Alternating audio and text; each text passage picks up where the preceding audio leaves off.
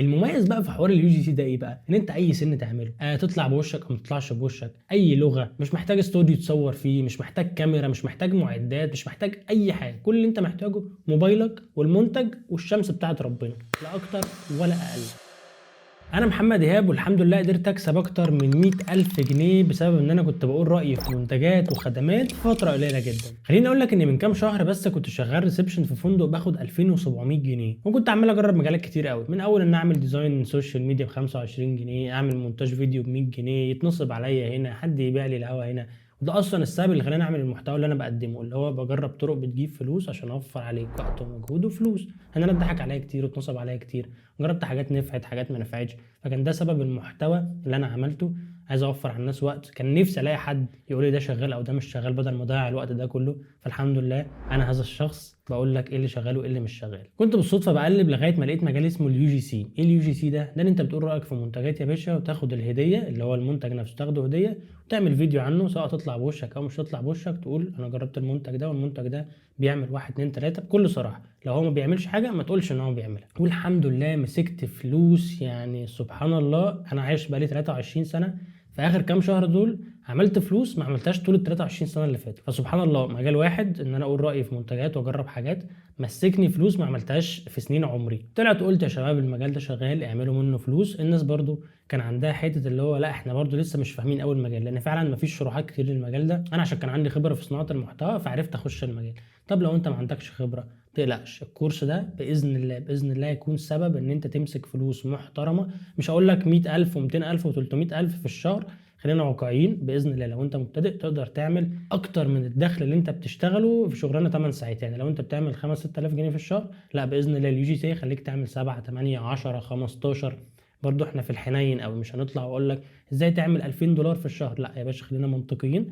باذن الله المجال ده يطلع لك دخل محترم، يعني مش كبير ومش قليل، دخل بنعمله في شغل 8 ساعات واكتر من 8 ساعات كمان. فتعمله من البيت، تاخد هدايا، تاخد فلوس. انا شايف ان هو ممتاز. هتخرج من الكورس ده باذن الله لو انت استرجلت هتعمل فيديو خطوه بخطوه معايا. انا هعمل لك فيديو عملي، لان انا كان عندي كورس. لو عملت خطوه بخطوه اللي انا بقول لك عليه هتطلع عامل فيديو كامل يو جي سي، كل حاجه خلصانه من اول سكريبت مونتاج كل حاجه. باذن الله خليك تطلع من هنا عامل فيديو. هسيب لك تحت الفيديو برده شويه حاجات تساعدك في المجال، وفي اخر الفيديو هسيب لك هديه حلوه قوي قوي قوي، عشان عارف ان لو الفيديو ده جاب 100,000 مشاهده فانا عارف ان اللي هيكمل الاخر هو 50 او 100 شخص بس، فهم دول اللي انا عايزه. 50 او 100 شخص اللي فعلا عاوزين يشتغلوا وعايزين يعملوا فلوس من المجال ده. كملوا الفيديو للاخر، سايب لكم حاجه كويسه قوي. مشروبك الجميل، اربط الحزام، احنا قاعدين مع بعض شويه حلوين، ما تزهقش مني. كل كلمه باذن الله اقولها لك في الفيديو ده طالعه من قلبي وفعلا عايز افيدك بيها، وكل كلمه طالعه من هنا طالعه على حسب تجربه وخبره في المجال ده. والحمد لله اتكلمت مع عملاء كتير واشتغلت مع عملاء تقيله جدا وبراندات محترمه، طبعا مش هينفع اذكر اسمها، بس اشتغلت مع براندات. انت ممكن تكون وانت بتقلب شفت لي اصلا فيديو مع شركه معينه، فبدون ذكر اسماء الحمد لله عندي خبره كويسه في المجال ده، وهقول لك كل حاجه طالعه من قلبي ازاي تعمل فلوس من المجال ده. فركز معايا كويس قوي. هنقسم الكورس ده عشان ما نتوهش من بعض. اول حاجه يعني ايه يو جي سي؟ يعني يوزر جنريتد كونتنت. يعني ايه ببساطه؟ يعني العميل بيقول رايه في منتج معين على شكل كونتنت. الكونتنت ده سواء كان فيديو او سواء كان بوست، بس احنا هنا هنتعلم ازاي نعمل فيديو، لان هو ده اللي بيطلب وهو ده اللي بيدفع فيه فلوس. بقول رايي بكل صراحه في الفيديو، يعني لو المنتج بيعمل 1 2 3 هقول ان هو بيعمل 1 2 3، مش هقول ان هو بيعمل 1 2 3 4. طب يا محمد لو عميل بعت لي منتج وطلع بايظ ولا طلع ما بيعملش الحاجه، بكل احترام وكل بساطه اقول له انا ما قدرتش ان انا اصور المنتج بالطريقه اللي انت محتاج نصوره بيها، ان انا جربته ما لقيتوش بيعمل 1 2 3 بامانه كل صراحه. المميز بقى في حوار اليو جي سي ده ايه بقى؟ ان انت اي سن تعمله، تطلع بوشك او ما تطلعش بوشك، اي لغه، مش محتاج استوديو تصور فيه، مش محتاج كاميرا، مش محتاج معدات، مش محتاج اي حاجه. كل اللي انت محتاجه موبايلك والمنتج والشمس بتاعت ربنا، لا اكتر ولا اقل. للامانه برضو عشان ما اقولكش لا اكتر ولا اقل، انت هتبقى محتاج ستاند تسند عليه التليفون عشان تصور كادرات. عايز بقى تجيب شويه كتب تسند عليهم التليفون، عايز تجيب ازازه ميه تسند عليها التليفون، المهم عايز تشتري ستاند اصلا. المهم ان انت كل اللي محتاجه موبايلك، حاجه تسند عليها التليفون، شمس، المنتج اللي هتصوره.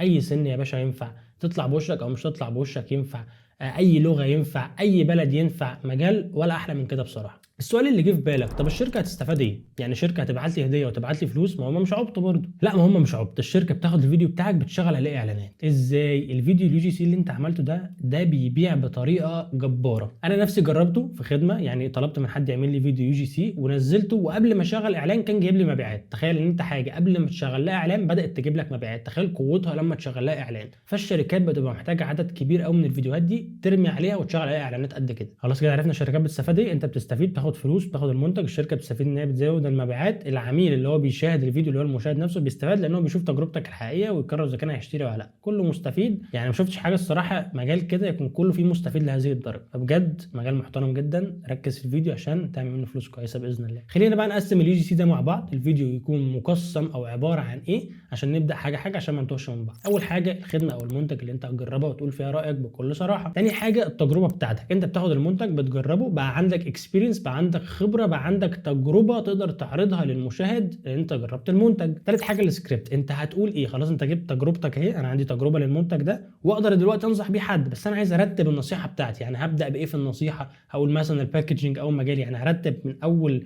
التجربه بتاعتي من اولها لاخرها في سكريبت مش معناه ان انا هحور سكريبت، ان انا برتب افكاري وبرتب دنيتي عشان اعرف انا هقول ايه بالظبط في الفيديو. خلصت السكريبت هقوله في فويس اوفر. بفتح التليفون بتاعي بحطه كده بتكلم بقول السكريبت اللي انا سجلته. خلصت الفويس اوفر نخش على طول على التصوير. بصور المنتج فيديوهات. كل حاجه انا بقولها في الفويس اوفر لازم العميل يشوفها كفيديو. صورت يا باشا، بجمع الحاجات دي كلها وبحط عليها الفويس اوفر واعمل مونتاج بسيط جدا. مش محتاج اي حاجه. كل اللي انت محتاجه موبايلك، برامج مجانيه، كل حاجه يا باشا مجانيه لا تقلق. خلصت المونتاج بقى معايا فيديو. بعمل حاجه اسمها بورتفوليو اللي هي سابقه اعمالي. بجمع الشغل اللي انا عملته في مكان معين، بستخدم جوجل درايف، كانفا، بعمل برزنتيشن ايا كان. المهم بعمل بورتفوليو بجمع فيه شغلي. تامن حاجه بجيب عميل بالشغل اللي انا عملته. في ناس بتسكيب كل الخطوات دي وتبقى عايزه تجيب عميل من قبل ما تعمل اي حاجه. لا، العميل اخر مرحله بعد ما تكون عملت 1 2 3 4 الحاجات اللي احنا قلناها دي كلها، بيجي في الاخر حاجه اسمها العميل او ان انت تكسب فلوس من المجال ده. هناخد اول حاجه هي المنتج او الخدمه. المنتج يعني حاجه ملموسه زي البرفيوم ده. برفيوم عادي جدا، شيء ملموس، مايك، ريموت، اي حاجه ملموسه وبتقدم قيمه فده منتج تقدر تشتغل عليه. طب ايه الخدمه؟ هي نفس الحاجه بس مش ملموسه. حاجه بتقدم قيمه بس مش ملموسه. حد عمل لك لوجو،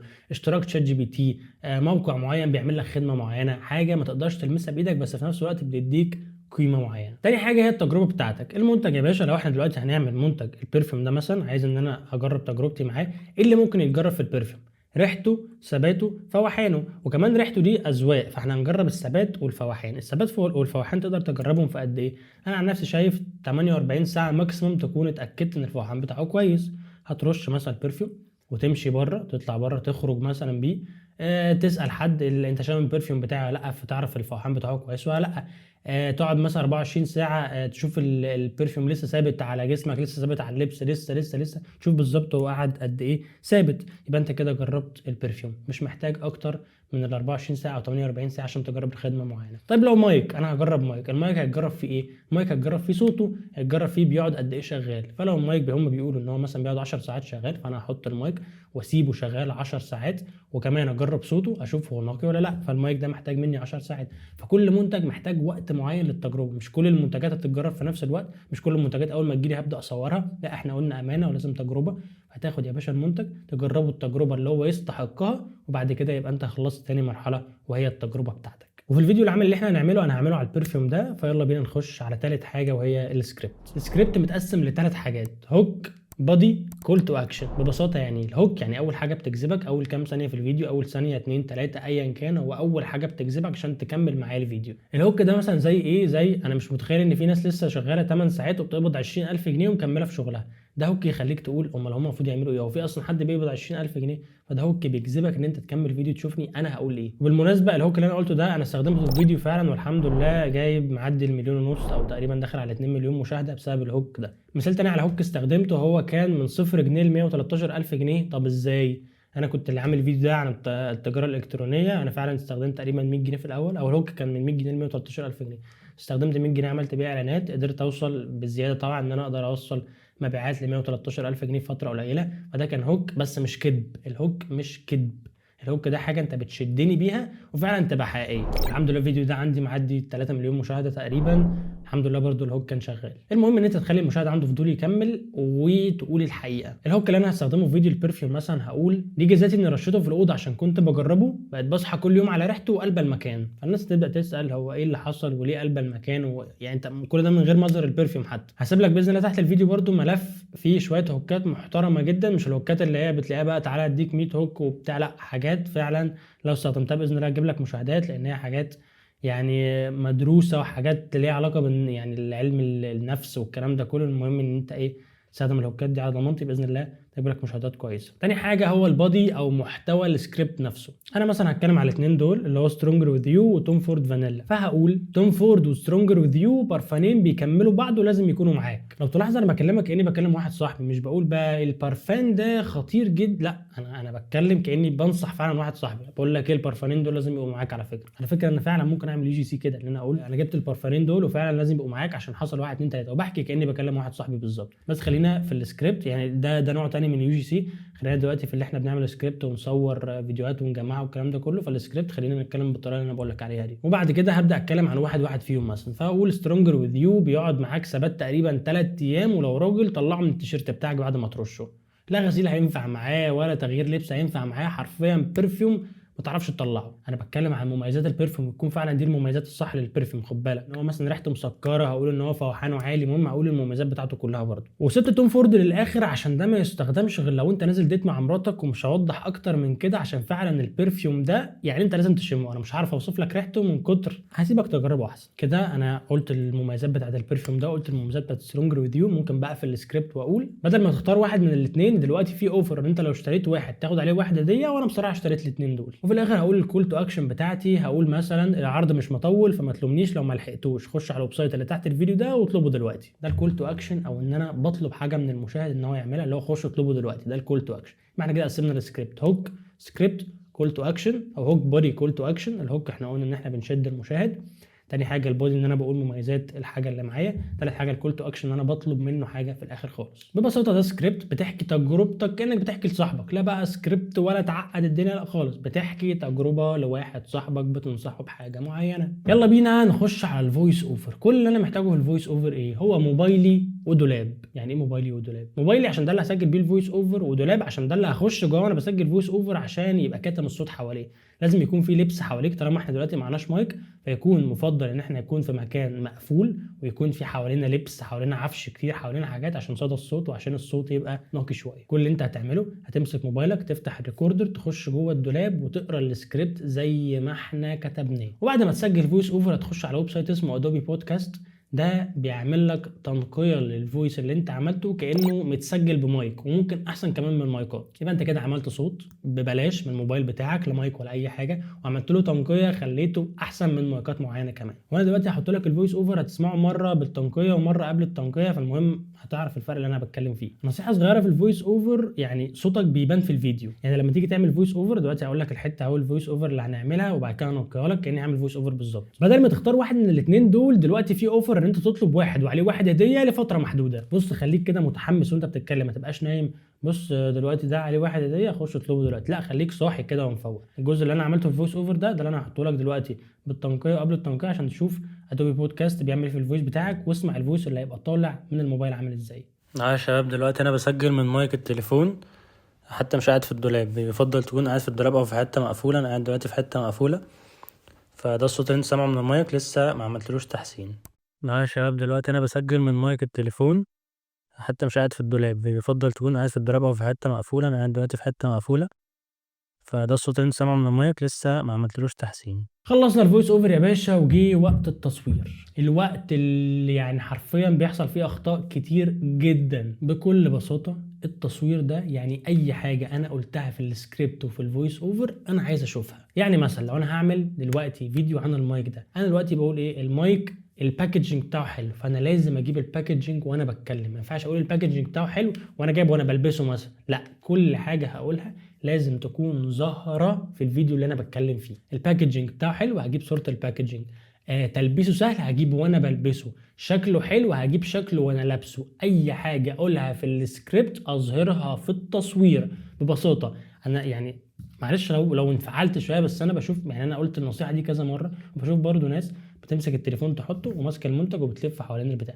طب ليه؟ يعني انت ايه هتخسره لما تمسك الموبايل وتلف دي كده لفه وبعد كده تفتحه وتلف؟ يا عم ماشي، لف اللفه بتاعتك دي وحط المايك هنا، صوره كده مره، صور لي شوتات كتير، صور لي شوتات كتير، لان ده اللي هيفرق في الفيديو بجد. ونصيحه في التصوير، اهم حاجه في التصوير، اهم حاجه في التصوير، اهم حاجه في التصوير الاضاءه، الاضاءه، الاضاءه. مش محتاج اضاءه صناعيه، كل اللي انت محتاجه موبايلك واضاءه الشمس والمنتج. هتقف يا باشا تصحى الصبح، تفتح الستاره بتاعتك، تفتح الشباك، تخلي الشمس داخله في المنتج كده، بيديله شكل حرفيا تحفه. الشمس احسن من اي اضاءه صناعيه وبتدي كواليتي وشكل تحفه للبرودكتس. نصيحه صغيره ومهمه جدا جدا جدا، امسح الكاميرا قبل ما تصور. هات منديل اللي هو بتاع النضارات ده، لو ما لقيتش هات حته قماشه مثلا تكون قطن وتمسح الكاميرا. سواء هتصور بالكاميرا الخلفيه، ضروري تصور بالكاميرا الخلفيه. دلوقتي بصور بالكاميرا الخلفيه طبعا مش شايف نفسي ولا عارف انا بعمل ايه، بس عشان انتوا تشوفوا كواليتي كويسه.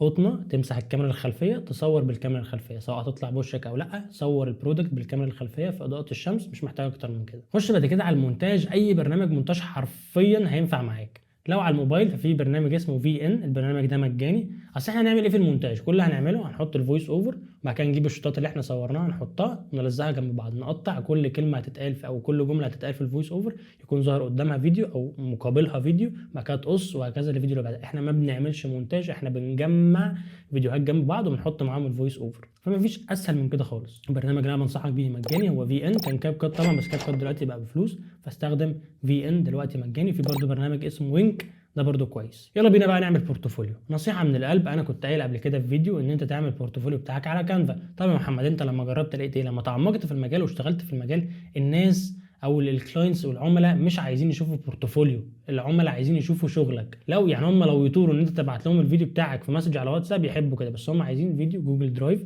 تعمل جوجل درايف وترفع الشغل بتاعك، احسن حاجات من الشغل بتاعك على جوجل درايف، وتبعت اللينك وهم يفتحوا يشوفوا الفيديوهات على طول. لا بقى كانفا، ولا انا اسمي محمد، ولا انا عندي 23 سنه وبحب وبكره، وبص انا قبل كده اشتغلت، وريني شغلك الحلو عشان لو لقيت شغلك حلو هشتغل معاك. انا مش عايز وجع دماغ بس كده. فنصيحه مني عن تجربه شخصيه، حط شغلك على جوجل درايف. بس يا باشا عملت البورتفوليو بتاعك. طبعا مش هتحط فيه فيديوهات، هتحط 2 3 4 5 على قد ما تقدر. كل ما تعمل شغل كويس تحطه في البورتفوليو بتاعك.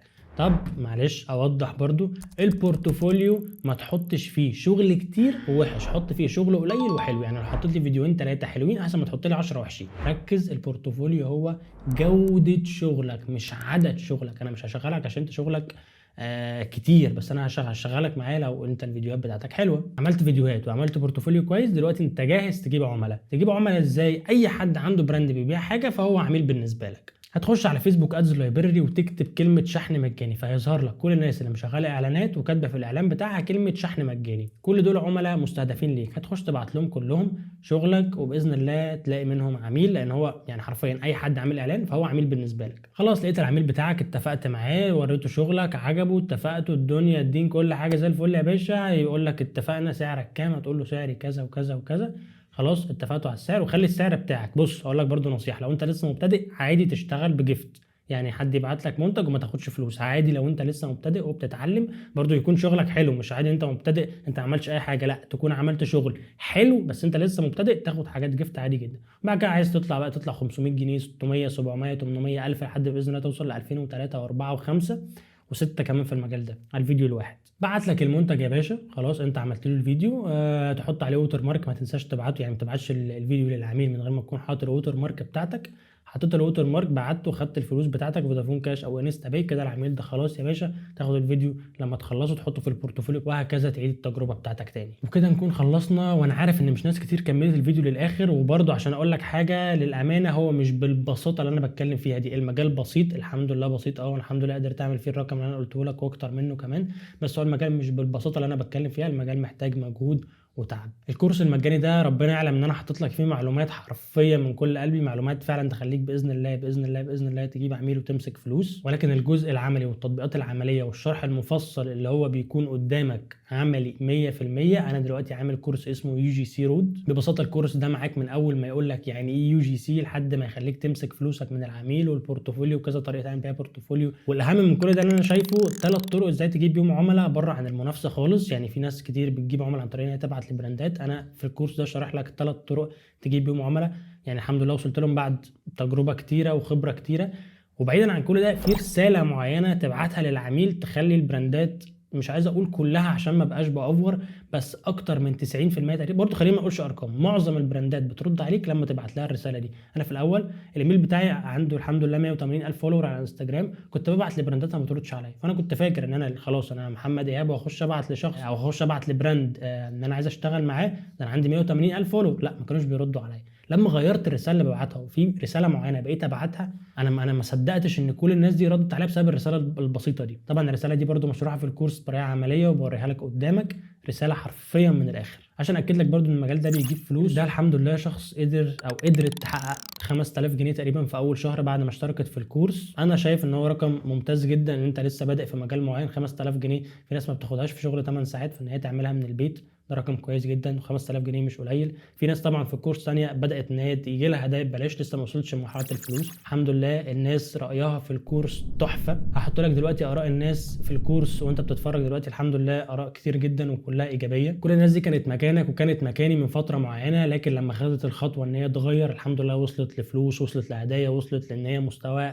فعلا فرق 180 درجه. فلو عايز فعلا تاخد المجال ده بجديه وتبدا تتعلم وتكسب فلوس، الكورس ده عملي وبيشرح لك 100% كل حاجه عن المجال وكل الخبرات وكل المراحل اللي انا مريت بيها. في اصلا فصل في الكورس ده اسمه ما تغلطش غلطتي، فيه كل الغلطات اللي انا غلطتها في المجال ده حرفيا. الحمد لله يعني الناس اللي شافت الفصل ده، فصل لسه نازل جديد، الكورس متجدد على فكره عشان تبقى عارف برضو، كل الناس اللي شافت الفصل الجديد عجبها جدا وقالت ان هو وفر عليهم او كان هيوفر عليهم مشاكل كتير ممكن يتحطوا فيها. زي ما قلت لك الكورس متجدد، اي حاجه بعد كده بتنزل فصول جديده انت بتاخدها مجانا. واللي انا شايفه اهم من كل ده هو جروب المتابعه. جروب متابعه انا ببقى معاك فيه شخصيا، بقيم الفيديوهات بتاعتك، بقول لك ايه المشاكل اللي بتواجهك، بقول لك البورتفوليو بتاعك حلو ولا لا، بقول لك ازاي تجيب عميل، كل حاجه انا ببقى موجود فيها معاك في الجروب باذن الله. فلو انت كملت الفيديو ده للاخر، عايز اقول لك ان انت معاك خصم على الخصم اللي اصلا الكورس عليه دلوقتي. في الكود اللي هيطلع لك ده هتاخده سكرين شوت وتبعته على جروب الواتساب اللي هسيبه لك تحت الفيديو ده. وقول انا كملت الفيديو للاخر وعايز الخصم اللي على الخصم، هسيب لك لينك الواتساب تحت تعرف منه كل التفاصيل وكل الحاجات اللي هتتشرح لك في الكورس باذن الله. يا رب اكون افدتك في الكورس ده، ربنا يوفقك سواء اشتركت معايا في الكورس او ما اشتركتش واكتفيت بالكورس ده. اتمنى اكون فدتك على قد ما اقدر، واتمنى يكون ده مصدر رزق جديد ليك ويكون مصدر دخل كويس ليك، وباذن الله تقدر تغير حياتك من الفيديو ده، او سواء اشتركت في الكورس او ما اشتركتش باذن الله تقدر تغير حياتك من المجال ده، لانه فعلا فيه فلوس كويسه. سلام.